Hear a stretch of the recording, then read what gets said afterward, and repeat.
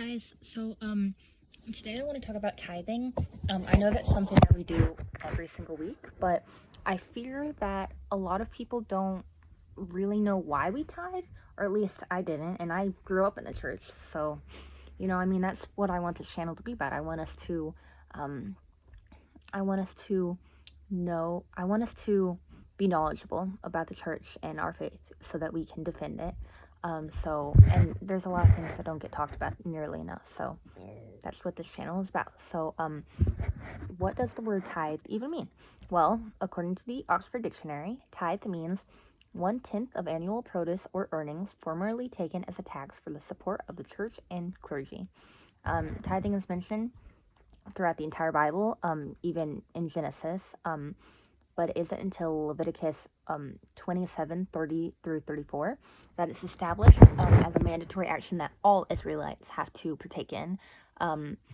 These verses say that 1/10 of the produce of the land, whether from grains, fruit, or animal, belongs to the Lord. So there were 3 types of tithes that followed a 7-year cycle. So every single year. So every single year for the 7-year cycle, so like forever, until the New Testament, they gave it, the Israelites gave 10% of their earnings to the Levites, because the Levites, their full-time job was various religious duties. So they did not have the time to, to manage agricultural lands. So they were sustained by the people's tithes. And then, at kind of like a tax on a tax, the Levites, they gave 10% of the tithes that they got to the Aaronic priests. I think that's how you say that. Aaronic? I don't really know. So then, in the first, second, 4th, and 5th years, and I'll explain why it is that way in a minute, but in the 1st, 2nd, 4th, and 5th years, the Israelites would do a second tithe. So every single year they're tithing to the Levites, and then in the 1st, 2nd, 4th, and 5th years, the Israelites would do a second tithe to fund religious festivals, activities. They would, it's kind of like a budget, really. They wouldn't give it away. They would keep it for themselves, but they would save it so that they could eat and celebrate at get-togethers like Passover, Pentecost, the Feast of the Tabernacles, I think is what it's called, etc. So they would keep it for themselves and save it for the festivals. And if they needed to, they could sell their produce for money. They would like bring the produce, because the tithing was like the produce and stuff like that.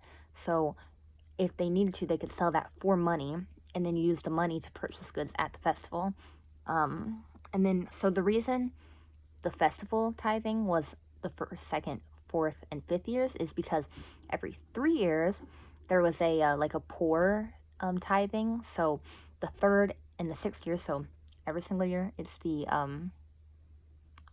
Levites tithe, and then the 1st year and the 2nd year the festival, and then the 3rd year the poor man, and then the 4th and the 5th the festival, and then the 6th year the poor man. So they would use this 3rd set of tithing to provide for the underprivileged, widows, orphans, and foreigners. So it was applied to produce grown in Israel, but in the 7th year, which I'll get to in a minute, in the 7th year, it was sometimes applied to bordering communities' crops. Honestly, I don't know how that would work. If anybody has questions, I can look it up and research it and make another video, part 2. But,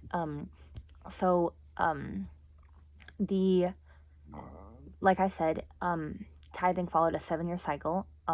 This is referred to as the Shemitah cycle. Guys, I don't know how to pronounce words.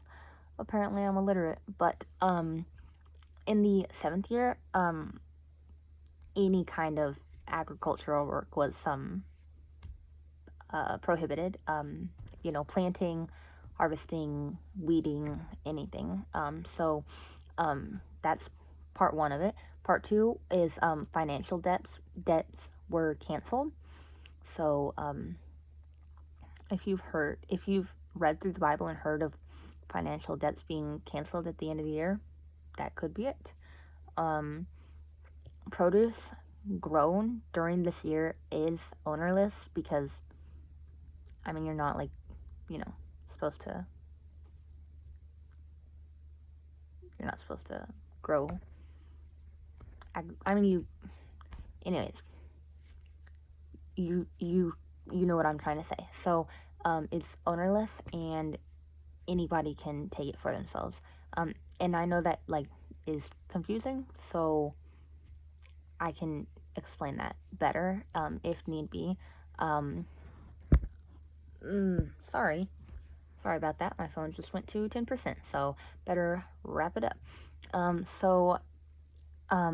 This is considered the the year of rest. So that's why it's like that.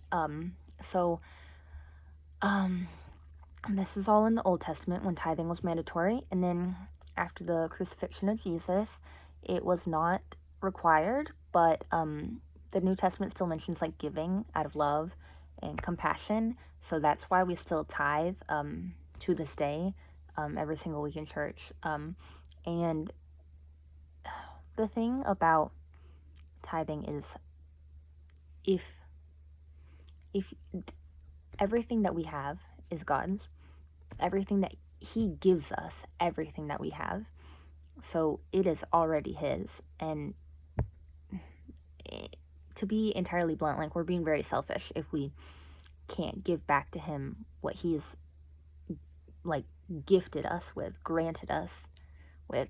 So if we place God above money, He will provide for us. He will take care of us, and He will make us better off financially. He will make us better off in life. You can't place money above God. So this has been kind of a rough video.